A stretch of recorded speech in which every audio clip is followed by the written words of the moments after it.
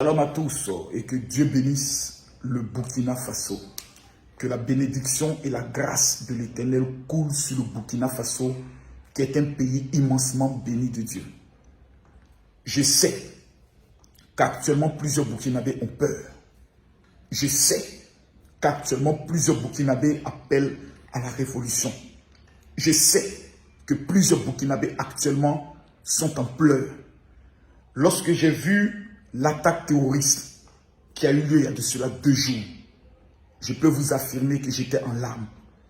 Voir la cruauté, la méchanceté de certaines personnes contre l'être humain, contre des populations, mon cœur était totalement déchiré. Ce matin, nous nous levons et nous voyons encore qu'au niveau du Burkina, il y a encore des remue-ménages, il y a encore des bouleversements, il y a encore des troubles. Plusieurs parlent de révolution.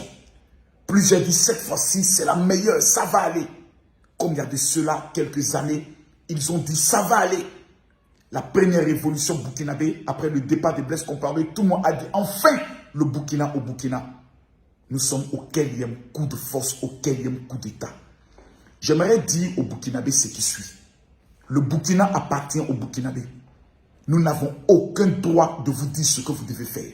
Parce que vous connaissez mieux les réalités de votre pays que nous tous. Vous connaissez votre pays mieux que nous.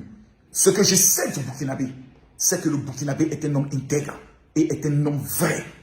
J'aimerais demander aux femmes et aux hommes burkinabés de fléchir genoux devant la face de l'Éternel. J'aimerais demander aux pasteurs du Burkina, s'il vous plaît, le stade du Burkina est encore disponible. Le palais des sports est encore disponible. Je ne vois aucun grand rassemblement de prières et de jeûne national pour le Burkina. Non, ce n'est pas normal.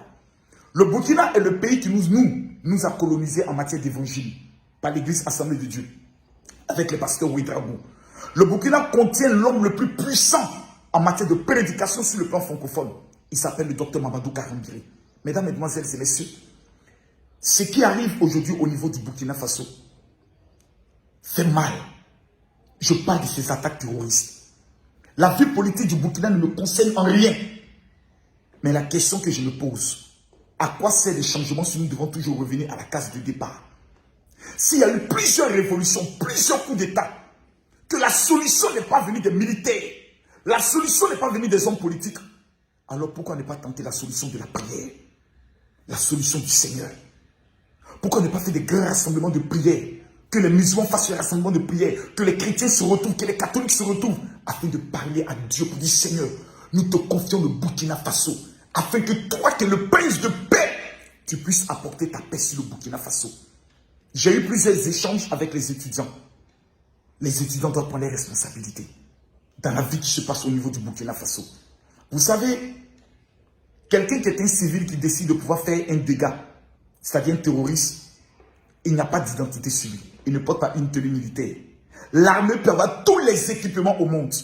Lorsque un individu dit « aujourd'hui je vais tuer », il n'existe pas un appareil qui peut détecter que cet homme veut passer à l'action. Mais je vous propose quelque chose. C'est la prière. Le Dieu qui change les cœurs, le Dieu qui convainc les cœurs de vérité, de repentance et de péché, c'est la puissance du Saint-Esprit. Que Dieu protège le Burkina, que la main de l'Éternel soit sur la vie de chaque Burkinabé. Et que tout ce que l'ennemi prépare contre le Burkina soit anéanti. Le problème du Burkina ne sont pas des hommes. Le problème du Burkina est d'abord spirituel. Que Dieu vous bénisse. Peuple du Burkina, je vous aime et que Dieu vous protège. Shalom.